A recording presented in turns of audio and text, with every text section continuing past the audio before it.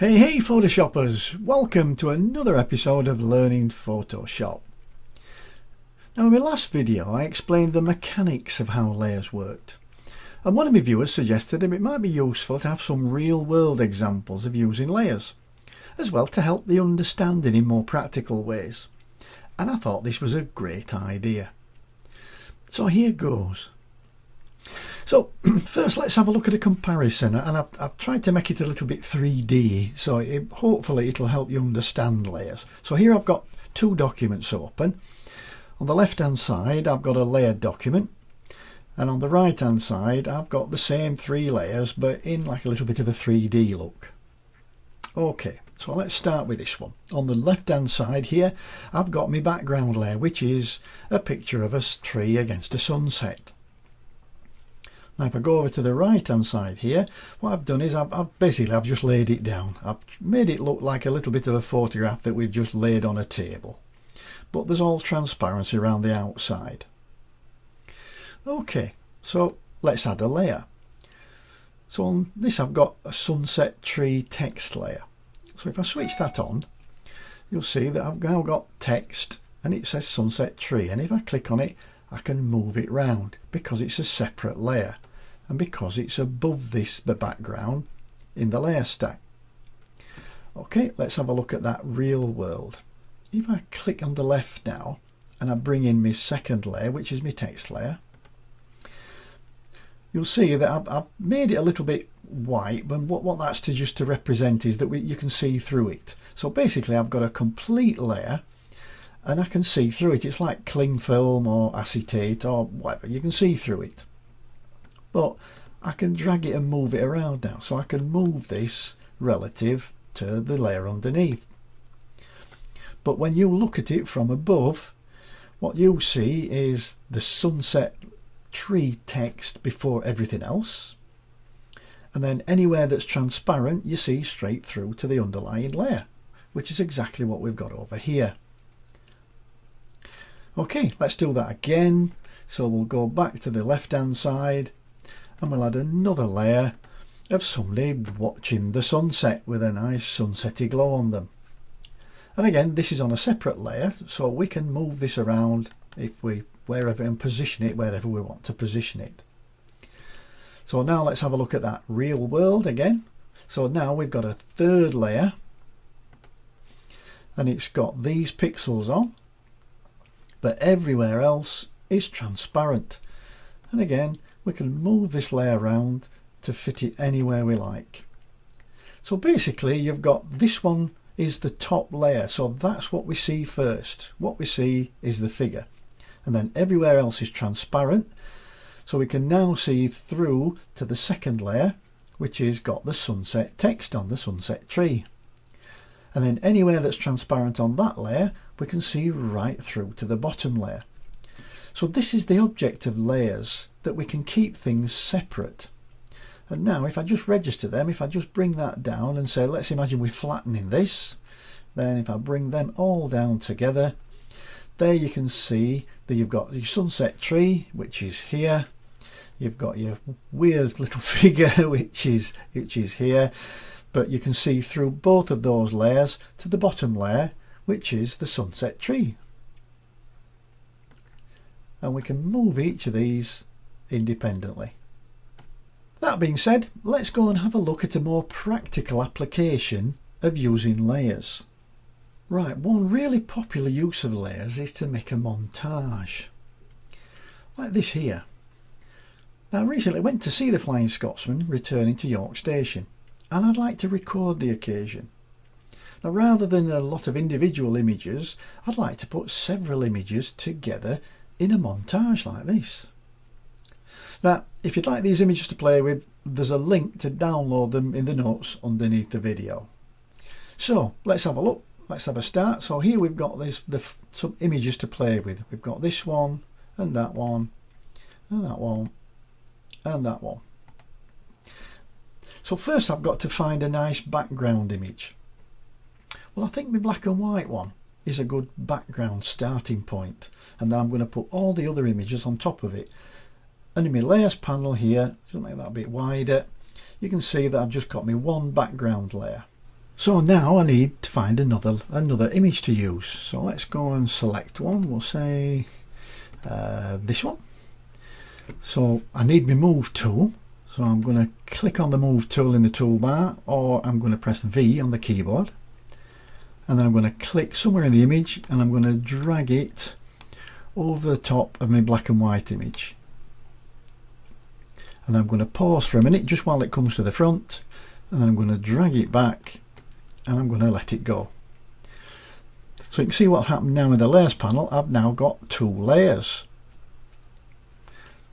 And I've got my move tool active, and I can actually move this separately from the bottom layer, from the background layer. Now it's a bit big, so I'm going to make it smaller. So I'm going to use Control and T to go into free transform mode. I'm going to hold the Shift key down and then drag so it makes it smaller but in proportion. I've now let go of the Shift key and I can click and drag to reposition this. So we'll put it somewhere, let's say there. I'll make it a bit smaller. Again, yeah, something like that. And then I'll double click inside the transform to accept it, or you can go to the tool options bar and click the tick. Now it doesn't blend in very well, so what I'm going to do is add an effect now, and to try and make it look like a little bit of a photograph. So I'm going to go down to my FX icon at the bottom of the layers panel to add layer styles. And then I'll click on blending options to bring me everything up. So I've now got my layer style dialog box open. And what I want to do is add a stroke. So I'm going to click on this first stroke, because now you can have multiple strokes, which is good. And I'll leave this set to black.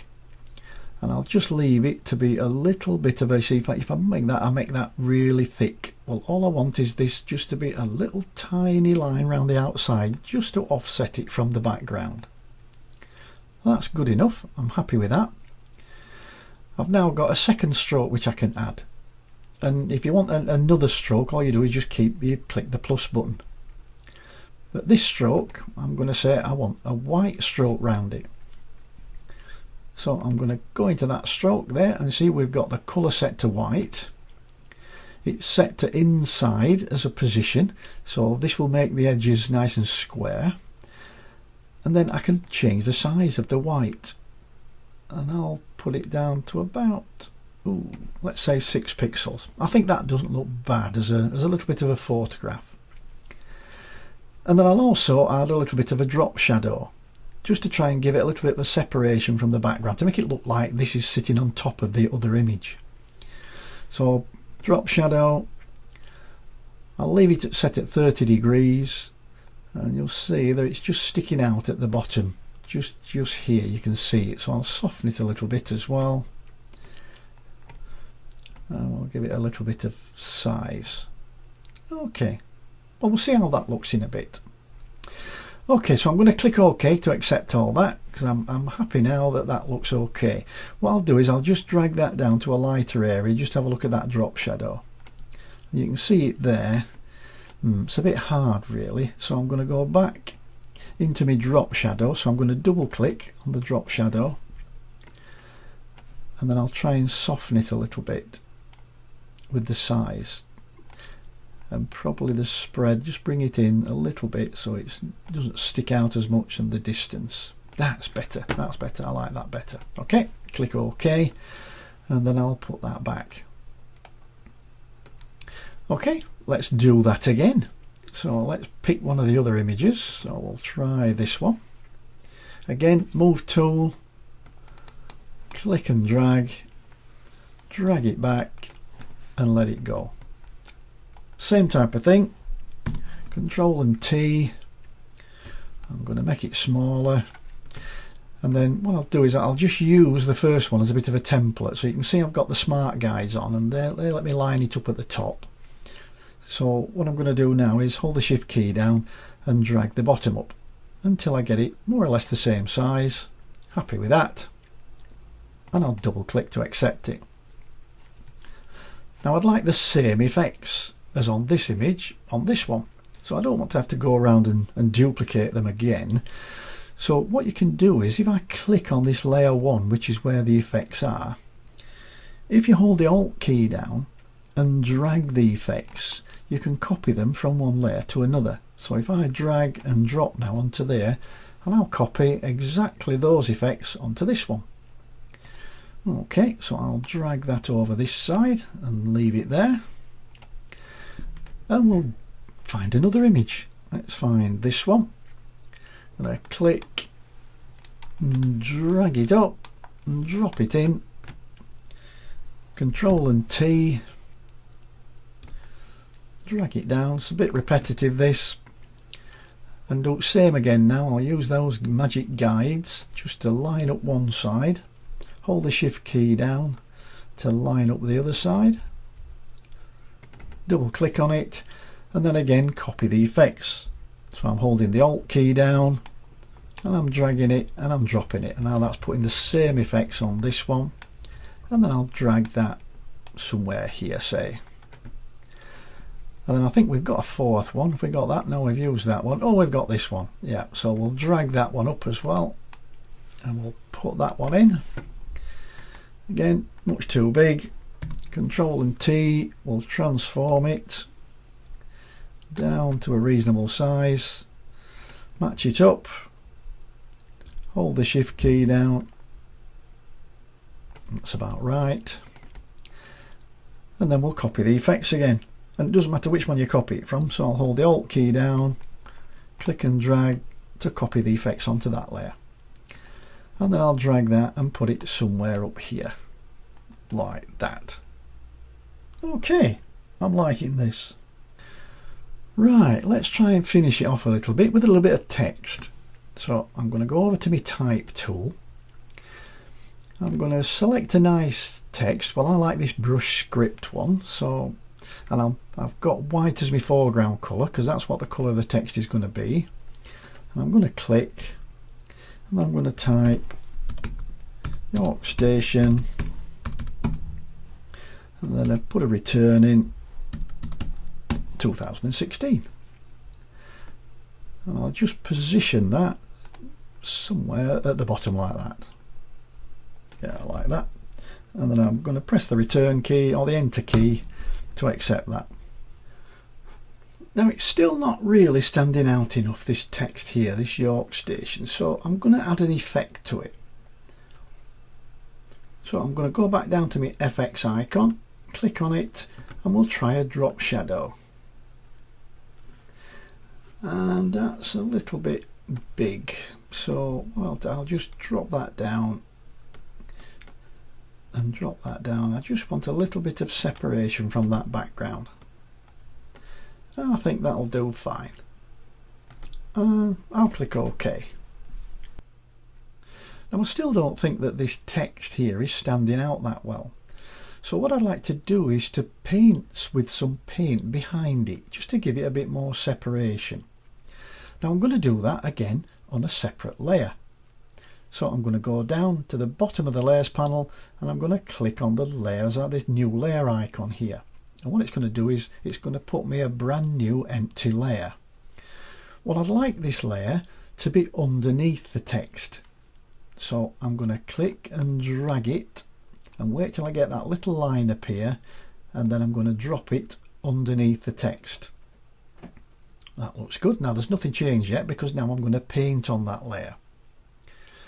Now I'm going to select a brush, and the one that I've looked at, there's some unique looking brushes here, but the one that I like is these. If I hover over it, it'll tell you what they are. This is a charcoal, and we've got a chalk, and we've got a hand pastel.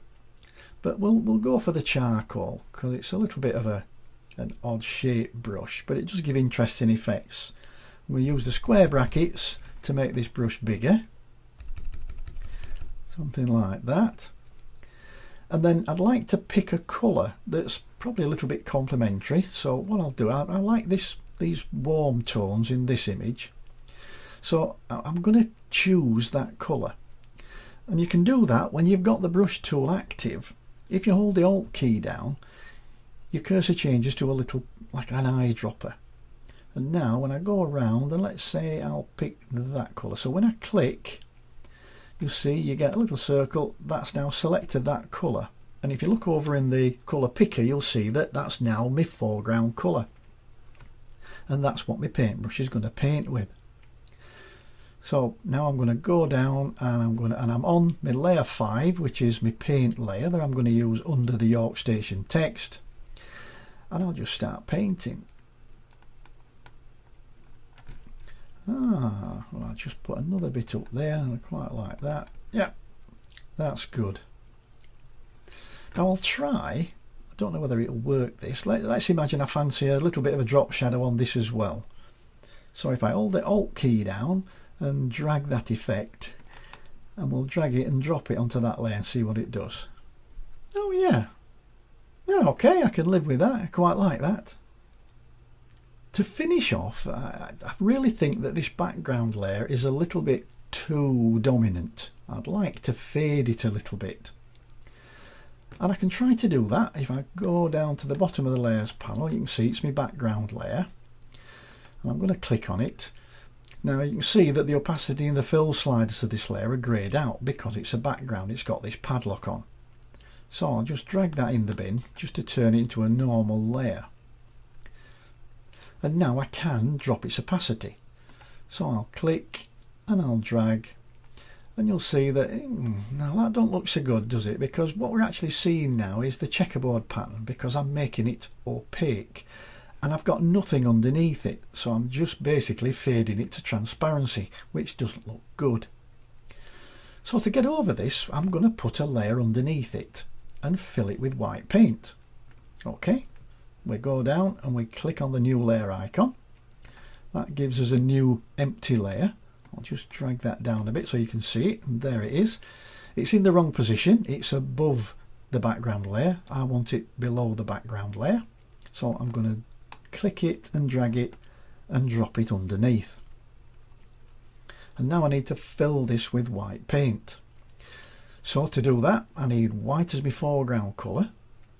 So I'm going to press the D key on the keyboard to reset the foreground and background colours. And now my white is the background colour. So I'm going to press the X key to toggle that foreground colour to white.